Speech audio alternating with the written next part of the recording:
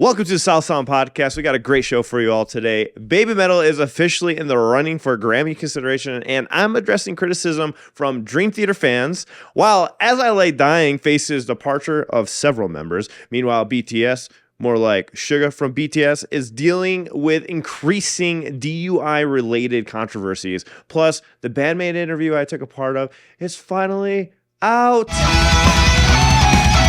Welcome to the South Sound Podcast, where we talk about some of our favorite musicians from all over the world. First, we're going to start this podcast off with, we need to apologize. I need to apologize. He needs to apologize. You too. You're fucking miserable also during this. It's all normally right. You. All right. So we did a little reaction of a very unknown band called Dream Theater. Super tiny band. Super tiny. Never heard of them. Little blip on the radar. Little blip on the radar band. And I'm not going to apologize for not liking the song. I still don't like the song. I listened to it again. Still not a fan. Just can't get into it. Just not my thing.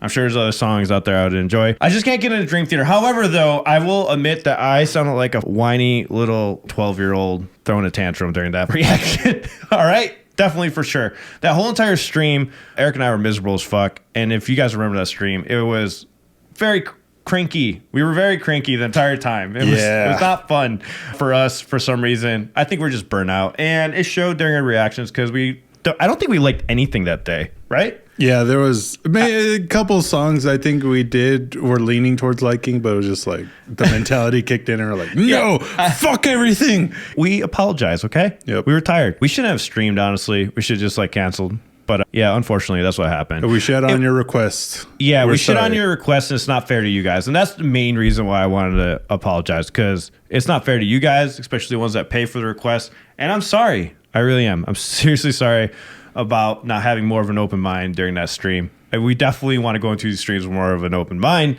and not be just shitting on the thing the entire time like we did with this video. This one we're highlighting because it was the worst. And y'all let us know. Dream Theater fans let us know. Oh, yeah. And some regular fans let us know, too. Some comments being like, the whole problem with critics of James' vocals is that they cannot give objective reasons why they don't like his vocals. So the value of such critics is immediately multiplied by 0. We gave reasons why we didn't like it. And we also said he was a good singer and there's nothing wrong with his voice and he sounds good. I think this commenter, 8896, I think he missed everything that we said in a reaction, which, to be fair, I can see why he missed everything we said in reaction, because half the reaction was me whining about the song. But you probably missed the points of where I did say some good things about it. I'm sure that got overlooked tremendously. This reaction. Another comment put on here was like, I don't think I've ever seen Alan hate someone vocal voice as he hates James' vocals. I think his vocals is what makes Dream Theater unique, as no other vocalist has a voice like this. I agree. There's not many vocalists that sound like this guy. And I think there's a lot of vocalists out there that are like that, right? Yes. Yeah. I would argue Protest the Hero vocalist was like that. AC/DC vocals, Guns N' Roses vocalists like that. All those vocalists have very certain type of style or vocal style that either you hate it or you love it. Love Bites actually falls in that category. You either hate it or you love it. There's really no in between with these vocalists because they're unique sounding. They're different for what they're doing. But keep in mind, this dude's voice has been getting memed on for a long time. That doesn't justify, the tantrum-esque thing you were doing in the video, but yeah, his voice does get memed on quite a bit. Come on, Dream Theater fans. Hot Tub brings up Visual K bands. You see, Visual K fans like yourselves, which I think there's a lot of Visual K fans that watch the channel. You guys held in strong with me and got me to like some Visual K. There was some people in the comments, that have been fans of the channel for a while, and they're like, hey, this was a little overboard. And I agree. It was overboard, for sure. And that's what it is. It's okay. Alan's like that with food, too. If he eats something he doesn't like, oh, this is the worst thing I've ever put in my mouth. That's not the only time I say that. Nah, I'm only kidding. Anyways, moving on. Band-Maid interview finally is released, guys. Woo! We finally have it up. It's here. Shout out Pony Canyon. Shout out Canyon. Shout out Joe from Fox. Thank you guys for helping get this out. I know you guys have been waiting for a very long time. It's been 2 years. Guys, please watch this interview because we've been trying to get this out for a long time. And I just got to say, all the people that are really pissed off about it being on Fox, who gives a fuck. Seriously. Right? Like any outlet's good, you know? I think fans can come from all walks of life. Who cares about the political views and stuff? We can all enjoy music, I think. We can put that aside and just enjoy the art. That was the one thing that was pissing me off about the comment section. I'm like, come on, guys. Like, who cares who likes the music?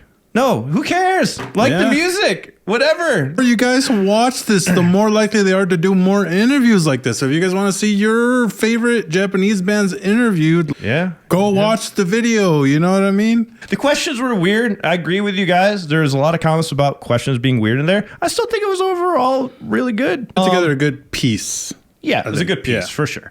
Not the questions I would love to ask, but I do remember them having a very heavy filter on what was allowed to be asked. So they have to be generic. So it's okay. I'm sorry.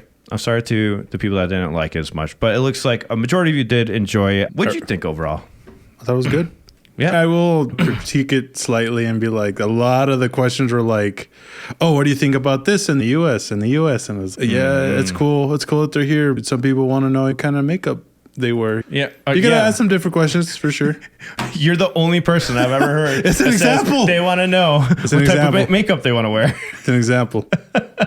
Ryan said you were the sound man for the interview.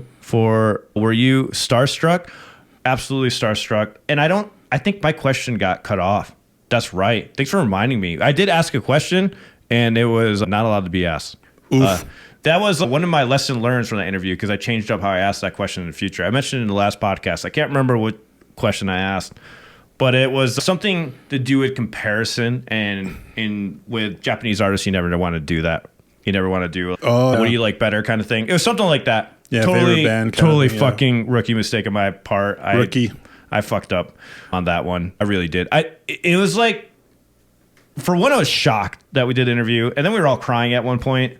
Really? Yeah, but in I the can see interview, we were. Unfortunately, there was somebody in the community that's no longer part of the community made us feel bad about a certain situation. We thought it was something dire, something really serious. And they said one of their wishes was to get some question asked by Band-Maid.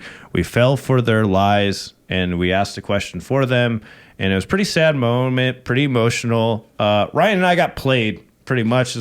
That's the simplest way to put it. I don't want to get too deep into it. So that kind of sucks because we shared that emotional moment with the band, and it wasn't even real, like in the backside of it. Like the emotions were real because of what we believed to be real. Wasn't actually after the fact. That part still embarrasses the fuck out of me thinking about that. I'm like, oof. That really annoys the hell out of me. Pony Canyon is the band that allowed this to be up. They told Joe to release it, and that's why it's up. If you guys were wondering who approved it. First it was JP Records, then it was Pony Canyon. So there is a chance this could get taken down again. Oof. I don't think so. I think if they see a lot of views coming in, right now it's 12,000 views in 24 hours. Greatly appreciate it. Yeah. It has 1.3 thousand likes. So I appreciate you all. Make sure you go watch the video because I don't know how long it's staying up. All right? Just in case. Fox and Joe made the decision to put it. We have no affiliation with how this gets released or not. We were just a part of it, and we're very fortunate and lucky to be a part of it. There was a DUI case that happened with BTS Suga. Is that how you say his name? Suga, yeah. Suga, where he was on a moped, pretty much, and electric scooter type thing. Yeah. Electric scooter, and he falls over on the scooter. He gets arrested for DUI. The DUI case is once again in the headlines, so this wasn't in the headlines a while ago. Weeks after it was resolved through a summary indictment, anti-fans have once again sent funeral wreaths to the HYBE, which I'm assuming stands for something that's police-related in Korea. No, I think that's their label headquarters company or whatever. Yeah, the label. Okay. Yeah. Asking for his removal from the group. The wreaths had malicious lines, some of which have branded the K-pop idol as a criminal. I'm actually surprised they want him out. I thought it would be the opposite of don't kick him out. Maybe the label was kicking him out and they're going to be against it. I'm sure if it went the other way, it would be the opposite. So on October 20th, many funeral wreaths were seen lined up in front of the HYBE official building. All of them had a foul captions directed towards Suga. I'm saying that right? I think from disrespecting his music to directly asking his removal from BTS. The photos of the situation quickly took over the internet. While many anti-fans joined in online, armies once again counterattacked. So these were So it's just anti-fans that are telling him to get out, not ARMY fans. That makes more sense. It's mostly the fans in Korea, though. Okay, but it says anti-fans. Yeah, the anti-fans. They're not even fans. Yeah. So fans went there with their own play cards and hoardings showing that they want BTS to always be a 7-member group. They are also trending hashtags on X, continuing to show their support for the rapper. Many even criticized HYBE for not taking care of the matter. A fan account on X reported from the site that the wreaths are being taken out every day at 5, but they will continue to arrive until October 22nd. Why is that the cutoff? I have no idea. Anyways, here's a video of the wreaths real quick. There's a lot. There's a shit ton. Take them away. We can help. We can help. Take We can help. Anyone have Caesars? Okay. Show the wreath. They're showing them there on the side. Okay. There's a little bit. So those are the ones I want to remove. Now, Eric brought up something about the wreaths. Like there's something in Korea, like a tradition where they have to keep them up there or something like that. Yeah, or like there's something preventing them from actually taking them down. So they got to stay up for now. That is wild. So there's some Twitter posts or X posts that they highlighted. Actually, these things happen in India as well. If India loses against Pakistan, do you remember? People literally throw stones and burn their posters. Even in the film industry, some religious people get offended by things and do this. But what exactly made me say it? What? Okay.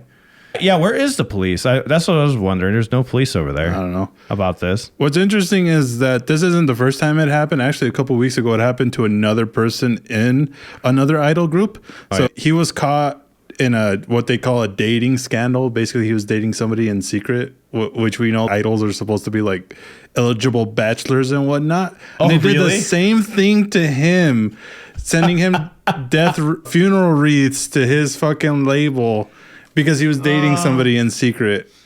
Man, who likes idol groups in the chat?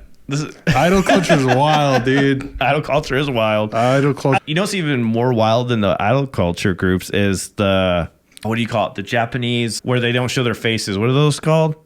Like the VTuber thing? VTubers. Yeah, the VTuber thing is even more wild. Yeah. You can't talk about any of the drama or anything because they'll fucking come after you. The companies and everything. Oh, yeah. You can't. If you're a corporate VTuber and you leave the company, they make them sign NDAs. And if they talk about their past life as in that company or anything related to that, they will come after you. But not only that, there was a very significant issue in the VTuber community, and any creator that talked about it, they went after him. Yep. Yeah, it was wild. I was like, wow. Like, even crazier than the whole this idol thing or whatever. So this wreath thing is hilarious to me because they really think Suga from BTS could just be taken out by the group he helped create by a company he built with his group. Aren't they under their own management now? Are they? Is that what it is? Their own label or something? I think they made their own. That's smart, man. Yeah. How did they get out of the last one that they were in? I have no idea. That's fucking crazy, dude. We got some really good news. Let's talk about some positive news. BABYMETAL. They're up for a Grammy, man, with Electric Callboy. That's fucking badass. I'm sorry, I keep overlooking it. So, for consideration, it's going to be BABYMETAL and Electric Callboy. Ratatata is up for a Grammy. For Best Metal Performance. Yes. Yes, sir. What do you think about this? Do you think they should be up for consideration for Best Metal Performance? Think about that for a second. Best Metal Performance. I mean, obviously not like I think I think there's better metal things. I think there's better metal out there. But this is fucking great for them. You know what I mean? Bro, I just watched your full shit meter go fucking, it's like fucking like this. You're going like fucking 200 miles an hour down the fucking highway. No, I was kidding. I'm fucking with you. Yeah, I just loved watching you walk on eggshells with that comment. I know. But keep going. It was great. I set you up for that. That's my bad. I'm an asshole. I'm sorry. Set you up for that one. No, but yeah, it's a great thing for them for sure. And I like the song Ratata, but I genuinely think there's better metal things out there. You know what I mean? Best Metal Performance. I was confused when they said Best Metal Performance because does that mean the performance in the music video? So let's look this up real quick. Best Metal Performance means what for the Grammys? Yeah, what is that? Yeah, what does that actually mean? Because Tenacious D won one for Best Metal Performance. Yeah, so the Grammy Award for Best Metal Performance is an award presented at the Grammy Awards, recording artists for works, songs, or albums containing performance in heavy metal music genre. And I do think it's a heavy metal, but it's definitely alternative. Honestly, we're just talking about the situation. I think this whole thing's ridiculous. The Grammys is pointless, and it's just a money grab. Pretty much. It's just a money grab at this point. But it's to honor artistic achievement, technical proficiency, and overall excellence in the recording industry without regard to album sales and chart position. The ceremony was established in 1958 and originally called the Gramophone Awards. Wow. Interesting. Okay, by this definition, I think yes. I think this could be voted for a Grammy for this. I could see it happening because it is, for the mainstream, very innovative for the mainstream. Yes. For us that have been listening to Japanese music for a while, we're used to this. We're used to this kind of thing, this mixture of genres and this collab of music. But I'm very curious to see who the other nominees are, though. Yeah, I wonder who they're against for this. But honestly, the Grammys is just fucking bullshit. And also, this is for consideration, which is still a big step in the right direction. Oh, yeah. The next, and I'm not even joking with you guys. So, since they're in consideration means they got approved to move to the next level, because I've done this with artists with the old record label I work with, River Moon Records. You can be when you're a voting member, which I was a voting member with my buddy Damien, we would vote on a bunch of artists because there's a lot of stuff behind the Grammy. It's not just the mainstream stuff. You have the main ones. So when they put you up for consideration means they're going to put you on the ballot to be voted for. And then when you get voted for, you can say Grammy voted or voted by the Grammys or something like that. What? There's actually titles to it. And then of course there's Grammy nominated. I'm sorry, I didn't mean to say voted for. I meant to say Grammy nominated. So they're in for consideration, which is just the voting process, meaning we can vote for them. And then after that, if they get past that level, then it's Grammy nominated, which is still in the right direction. But does it really help them? I don't fucking know. Also, it's just the pre-stage to being actually nominated for the award. Yeah. Oh, you know what sucks worse about this shit? It's they don't even air this specific category. They don't even air it on TV. They skip it anytime they go to commercial. They do it. Yeah. Are you fucking serious? Yeah, I'm serious. Dude, that's such bullshit. Yeah, they reveal it after. Let's talk about the positive, because we can all dunk on this, right? We can all say this is shit, but there's some positive to this. Just like this person said right here, BABYMETAL, they aren't nominated people. It's just submitted for consideration to be nominated. I do think it deserves a nomination. Great song and pretty popular. Not mainstream popular, but quite popular all the same for the category. That's fair. And I think it's a very fair comment, but also it's really good to be in consideration or be launched into these platforms, because it could lead to other higher up executives and top producers to recognize them more, and more opportunities could come out of that in general. Yep. So that's what I get excited about. That's why I get excited about stuff like this, because it could be a really positive thing for them. You know? It's all just more eyes on them, which is not a bad thing in the slightest. Yeah, not at all. So 2 members of As I Lay Dying actually quit today as of the recording of this podcast. And they just quit abruptly. They didn't really state why. They just put out their statements. So it was the guitarist, I forgot his name, and also the drummer. And earlier this week, their bassist actually quit as well. Wow. Yeah, this article says 3 members of a controversial band, As I Lay Dying, which I completely forgot how controversial they were, because the singer went to jail for hiring a hitman to take out his wife. Yes. How do you even go about finding a hitman? I have no idea. Hell? But the hitman ended up being an undercover detective, and that's how he got caught. Okay, gotcha. So 3 members from the metalcore band As I Lay Dying have abruptly quit, leaving behind singer Tim, who was convicted in 2014 of hiring a hitman to kill his wife. The 3 departing band members, bassist Ryan Neff, guitarist Ken Susi, and drummer Nick Pierce, all joined in 2022 after he came back or was released from prison, which he was released on good terms, right? Yeah. He did 4 years instead of 6. If you're convicted of something like hiring someone to kill your wife, I would have thought it would have been a life sentence, at least like 10 years. Oh, he only did 2 years, says Sim in the chat. Wow, he only did 2 years? That's wild. It is. I would think a minimum like 10, right? Doesn't that seem more accurate? Like, you fucking hire someone to kill someone else. Who gets more time in that case? The person that like carries out the murder at that point, or the person that hired him? I guess the person that murdered him is going to get more of the conviction. After he was released from prison, right, they got their lineup before he went to prison. They all came back. They did one album and a couple tours. And then those guys just completely like were popping off one after another in the very same manner as this. So they scramble, they get these guys and then come back after a year and they barely put out, their album is set to release soon with this new lineup. Wow. And then they all quit. They all quit. Yeah. Hold on, let me read a couple more things. I have a thing on this. All right. Would you work with somebody that you know hired a hitman to kill their wife?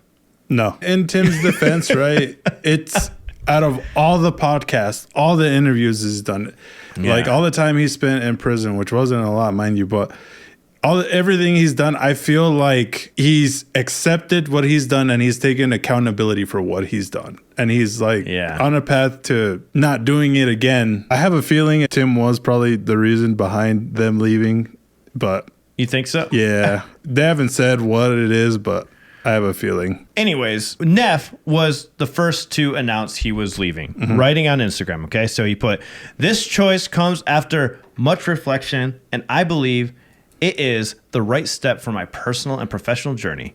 I am grateful for the experiences and connections I've made during my time with the band. Thank you all for the fans for your support."